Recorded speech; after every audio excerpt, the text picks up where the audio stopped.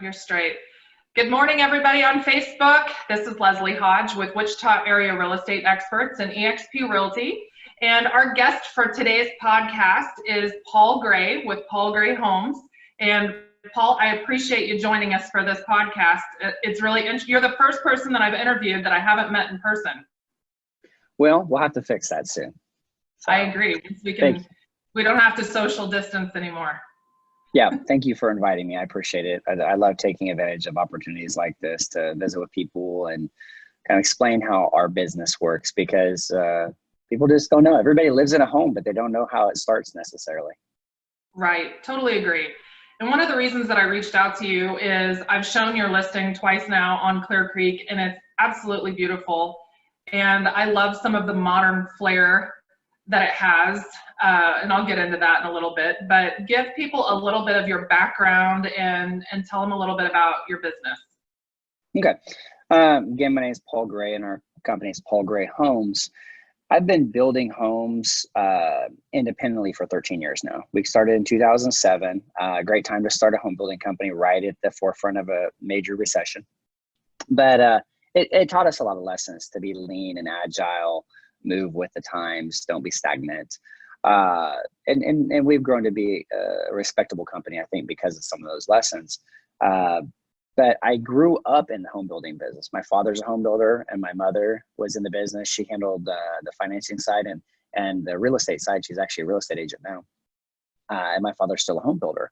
So I grew up, I was 10 years old, picking up trash, mowing, I wasn't mowing yards at 10, but I was watering lawns at the models and, 12, 13, 14. By the time I was 16, spring break, I was working, summers I was working. I hated it. It was awful. My 14-year-old son loves working, but I guess I was just lazy as a kid and I didn't like to be outside when it was hot. And I missed all that time with my friends when they were out hanging out. So I grew up in the business. After I graduated high school, went to college for a couple of years. And then at the same time I was working with my father, I was running a framing crew.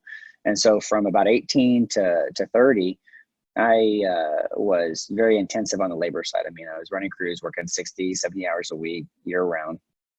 And I got to learn the business hands-on versus just abstract theory. And then when I was 30, I decided that it was time for me to try and do this on my own. My dad's a young man. He had no interest in moving aside and letting me do my own thing. So it was just one of those opportunities. My parents taught me and all my brothers to be very independent. So that was our opportunity to take advantage of it. And then another thing I did in my adult life, when I was 26, I got elected to the Wichita City Council. And so I was a political representative for Southwest Wichita, District 4. Jeff Blueball and Michael O'Donnell have both sat in that seat since I was term limited and left office in 2011. And that taught me a lot about development, business, budgeting, financing. So that was a fantastic education to help me get started in this business world. So that's a little bit about my background. Our home building company, we build custom and spec homes. We focus on mid to upper tier. So we've evolved as a builder. When we first began, we started at entry level. We still do provide some entry level homes on occasion. But that's not the core of our market anymore. We build 30 to 40 homes a year. And I would put us in, we're in the top performing home builders in Wichita. There's a couple of peers that I like to follow that are bigger than me, and we aspire to be as successful and have the longevity of them. But we're a 13-year-old company, and those companies are both 50-year-old companies. So I think we're in good company if we continue to strive to set our level of standard and professionalism up there where those guys are. Yeah, there's a handful of builders that are really well known. And I would definitely say that you're in the ranks of those. And I understand what you're saying about they've been in the business a long time, some of the others, and more on the development side. And totally understand what you're saying. So when you say that you focus mid-tier to upper tier, what do you consider mid-tier? Our average price is in the upper 300s. We, I I do sell houses.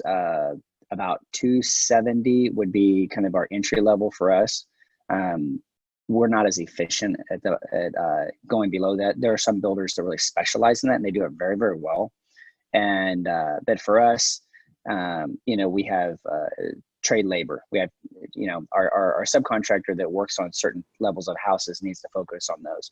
And if you're going to build 2 to 250, you need to build a whole bunch of them and have a very consistent automated process, and you can't change a lot, and everything has to be the same. And that's how you can afford to keep in business and provide a house, a quality house in that price range. Is you have to be very diligent, and you have to follow a pattern. And there's a lot of people out there that need to buy homes like that, and we try to do that whenever we can. But at the same time, most of the people we work with at this stage are really wanting to take advantage of customizing. And so that was the thing that when we started, we started building entry-level homes. I mean, I remember in 2008, 2009, I was building houses for $150,000, $160,000, $170,000. But as I kept growing with my company, I kept trying to focus on giving the customers things they couldn't get from other builders. And so I pushed myself into becoming more of a custom home builder, because I kept providing features and design styles that they weren't getting from everywhere else. And it just forced us to kind of evolve. So I didn't ever expect to be where we are today. I mean, we build everything from, our average home is, the upper threes. We build a lot of homes at 300,000, but we're building homes up to $1.2 million. Right now I have a couple of homes that are about $1 million, and I've got about 25 houses that are in the $400,000 range. And then we've got some in the middle. So we really kind of float. That's why I say we're mid to upper luxury tier. Yeah. Do you have any specific neighborhoods that you primarily build in, or anywhere that has like an open builder or preferred builder program that you're in? We will occasionally do homes in the open builder program areas for a customer that seeks us out. But we from the beginning, we had a relationship with Jack Ritchie, Kevin Mullen with Ritchie Building and Development Company, and Jay Russell with Jay Russell Development. I've known those guys a long time. I kind of grew up around some of them, and they're the best developers in town, hands down. And so we knew that we wanted to be a part of their programs. And so I build in numerous Ritchie developments. I build in numerous Jay Russell developments. And, just give you some examples. Firefly, Firethorn, Cornerstone, Reed's Cove Reserve. I've got a house in Garden Walk Estates. We were in Monarch Landing. We were in Fairmont. All of those are Ritchie developments. And then in Jay Russell developments, we're in Edgewater. We're doing very well out there. We actually just started building a couple of specs in Sandcrest, which is one of the best-selling neighborhoods in town. And so we're building spec homes in there. Auburn Hills done a lot. We are also in Rocky Ford, which is a new development that opened up last year right across the street from McConnell Air Force Base. And that neighborhood's actually doing incredibly well. And it's not just Air Force personnel that are living in there. While we have a lot of military families, we have a very diverse group of people that live in that neighborhood. And it's been a really fun one to see, because I got to be involved in it from the very, very beginning. And, Jay gave us the opportunity to give some input in how the development was designed. So that was a lot of fun. So I get a little bit more feeling of ownership over it. But then again, we're in, throughout the years, we'll build houses out in the country. Right now I'm building a house out on a 40-acre piece of property in Cheney. And, and we'll do something in Bentley or Benton or Augusta, Andale, all over Udall, Douglas. So we build in areas like that for people all the time. At any one time, we probably have 1 or 2 houses going in the country somewhere. And then, of course, there's some neighborhoods that we will frequently find ourselves in that we're not part of the model home program, but it's open builder, or they let us come in, even though we're not part of it. Have they made any determination yet on what they're going to do with Parade of Homes? Yeah, the Parade of Homes has been pushed back to, I don't have my calendar in front of me. They just postponed it.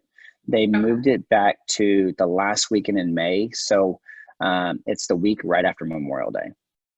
The Parade of Homes is so important to our local housing building community that we have to have it. I mean, if, uh, in my opinion, canceling is not an option. Postponing is an option. You know, if we need to put it off for a month, and even if we get closer to that, and this COVID-19 crisis that we're going through, if we need to move it back again, then we move it back again. But it's great opportunity for us in the industry to showcase our products. You know, when we build new models, and we set them on the schedule to unveil them during the parades. So like right now, I'm currently designing new models for the fall parade homes. And that's how our business operates. And so does, I'd say, most of the other builders in town. I love going to those because then you get to see all of the new design trends that are coming out and different features that each builder is focusing on. So when you're building spec houses, or when you've been building them recently, what are some of the asks that people are looking for, whether it be tech-based, because I know like the house that we mentioned earlier on Clear Creek, it's got some really cool tech features in it, or just design in general. Okay. Well, I hate saying in an interview, but sometimes you have to stop and think for a minute, because that's a big question. You know, we have a very diverse group of customer base. I mean, I have everything from the 25-year-old just getting married, or the 25-year-old that's single that, you know, did really good at saving money, or was, you know, did fantastic in college and came out with a great job and they're ready to buy a house and start their family early, all the way up to everybody in between, all the way up to retirees. So for us, we don't focus on a design style or a specific trend. We try to lead trends. We try to continually showcase things that no one else is seeing anywhere else in the market. You know, so we don't follow the style. We try to be the ones to help make it. And it's nice because we continually do new things in our models. And then 6 months or a year later, then I see them in other people's models. And that's nice, because what that tells me is either the other builders are liking what we're doing, or the customers are going and asking for things that we're doing to maybe another builder that they have a preference with. And that's great. And that competitive nature keeps pushing us to continue to strive for something new every time. And, you know, if you were able to see our newest model that we have a couple of new models coming out, you would see that. But in general, some of the things that we focus on, regardless of what the trend is we focus on master bathrooms, kitchens, open living spaces, giant windows, and lots of lighting. And we have done things with LED tape lighting and strip lighting for years. And you know, you talk about the house on Clear Creek. I think I had like 600 linear feet of LED tape light in that house. It's everywhere. And it's in all the places that it adds value, and nowhere where it's just obnoxious to be there. So, you know, I'm going on with this long-winded answer to your question, but it's a big question. You know, the customers that we design for, when they specifically ask for things and they're not buying off of a model, is they want huge windows. They want to feel like they're outside even when they're inside. And then we've also started implementing a lot of floor plans, even existing floor plans, with real big multi-slide open doors, where the living room opens up to a back patio or a deck, and to try to showcase outdoor living spaces. Because especially in a time like this. Yeah, that was one of the features that really stood out on that Clear Creek property for me, was the stackable doors. We've got a room in our house that's what it needs. I mean, it's like floor to ceiling. And as soon as I saw it, I was like, that is really slick, because I hadn't seen it anywhere else before.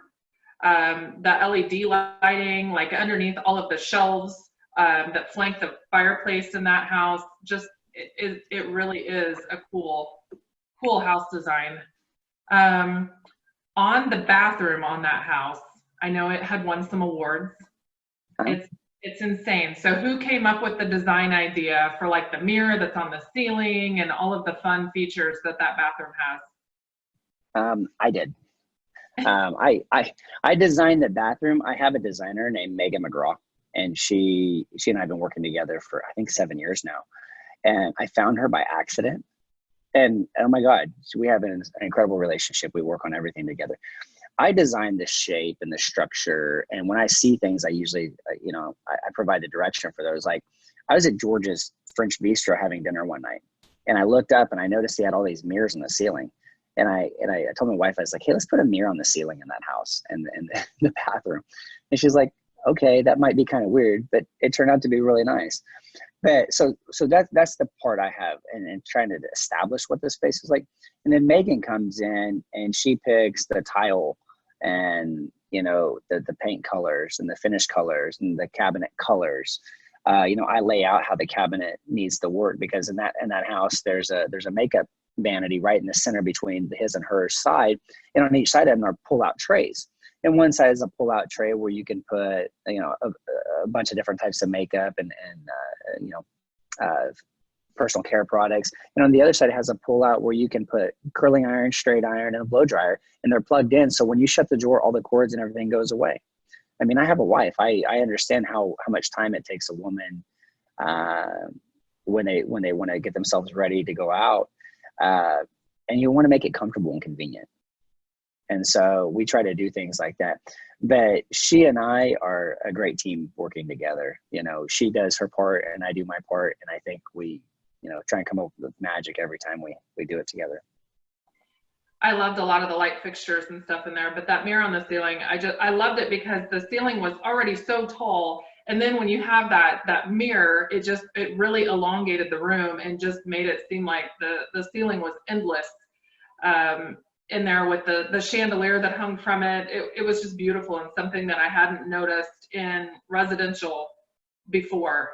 So that's probably about the time I started stalking you on Facebook. Well, thank you for stalking me. I appreciate it. Another cool thing, you mentioned technology, and I don't know if you got a chance to see this, but there's we have speakers and audio throughout the house, and Alexa is so prominent. We actually have Alexa dots in a lot of the rooms. And we've seen them. They're just little dots, this big. You set them on the counter, except for we figured out a way to mount them in the ceiling underneath a speaker grill. So you can't tell it's up there unless you're talking to it, and you might see the light shining through it. But when you walk in that bathroom, you can tell Alexa to turn on the shower. And you can tell Alexa what temperature to set the shower on. And that is super cool. I immediately came home and was telling my husband about it, because we call him the gadget guru, because he has like every flipping gadget known to man, and like our lights turn on that way in our house. Cool. All sorts of different stuff that he's set it up to do, and we love it. I can't imagine not having it, and I am not a super tech person, but it's funny because it's like if I need something from the grocery store, it's like, hey, put this on our shopping list, and she'll add it to the shopping list. So then when I'm ordering my groceries online, I just have her read back to me what it is that I'm ordering or what I need to order. It was a really cool feature. So I'm trying to think of some other questions for you. I mean, I love the build. I love the design part of our business. And I just really thought on some of the things that I've seen you do, it is different than what other people are doing. So I congratulate you for that, because I get tired of seeing the same thing as an agent over and over again. Thank you. We try. I mean, I talked about some other builders earlier, and that we find as competitors, but they're also friends of ours. I mean, I do a trip usually once or twice a year.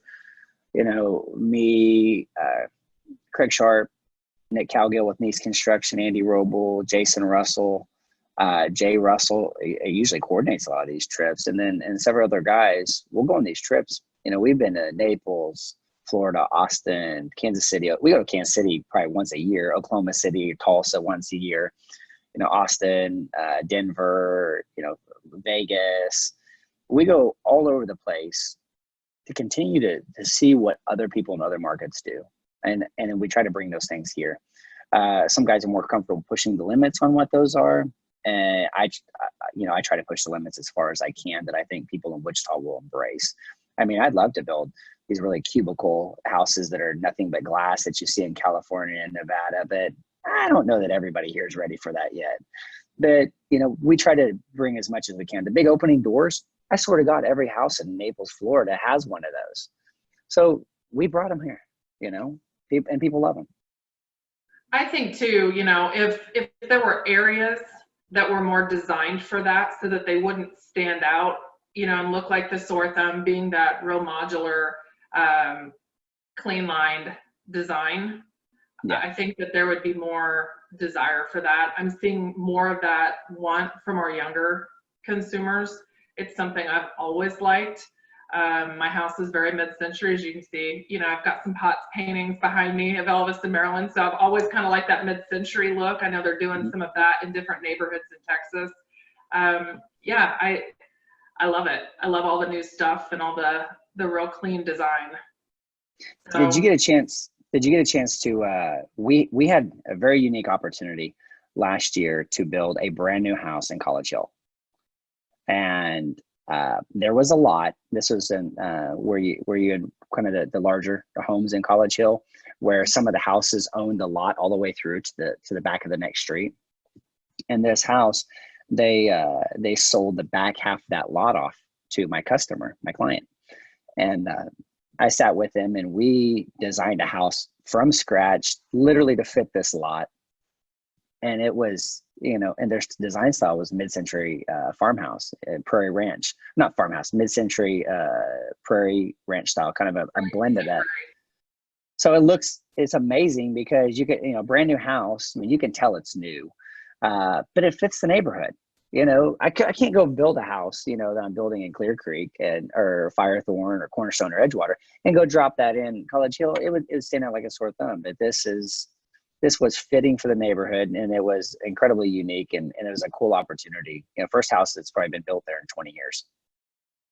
I think that that's why some of those neighborhoods are still as popular as they are, is because everything looks a little bit different, you know, where a lot of, especially in the 300 range for new construction or under, there's so much similarity. It's just a different paint color basically, but a lot of the same finishes. And it makes my job really easy when people are wanting to sell them, you know, because there's so many comparable sales that are so similar compared to when you go to Eastboro or Riverside or some of those older areas, and things are just all over the board as far as size and design and upgrades and things like that. So I haven't seen that. I would love to see that. I know I went through the kitchen and bathroom open house that they did last summer that was sponsored by Junior League.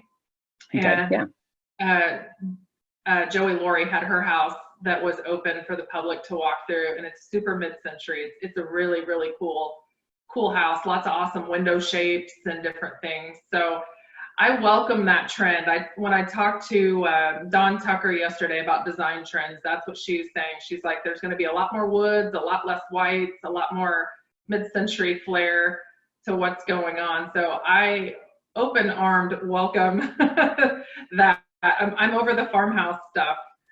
I was over it. We are so over the farmhouse. We'll build it for you if that's what you want, but let us show you some other options, you know. Yeah.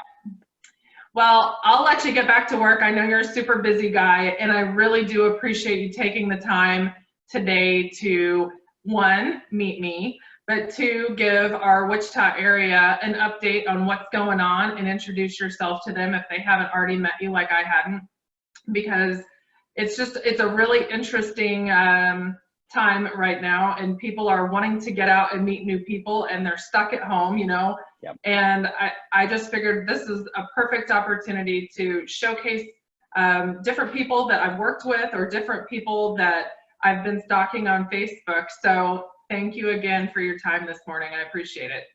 Well, I appreciate you inviting me. Thank you. And I'm always here to help you or any of your agents or customers, even if it's just with advice. We're here to do the best we can. If anybody wants to reach out to you about building a new construction home, how would they get in touch with you? What's the easiest way? The best way is our website, paulgrayhomes.com. It showcases a lot of the things that we've done. You talked about video walkthroughs in our pre-interview conversation. We do a lot of 3D walkthroughs of all of our model homes, where you can actually walk through the house and look up in every direction you want and follow through the house. And that's a great way to get to see something in this limited social interaction environment that we have. So check it out, paulgrayhomes.com, and you're always welcome to call us. Our number is 978-9047. Okay, guys, if you have any new construction questions, check out Paul's website or give him a call. Thanks for tuning in today, and thanks again, Paul. Have a great afternoon. You too. Thank you. Thanks.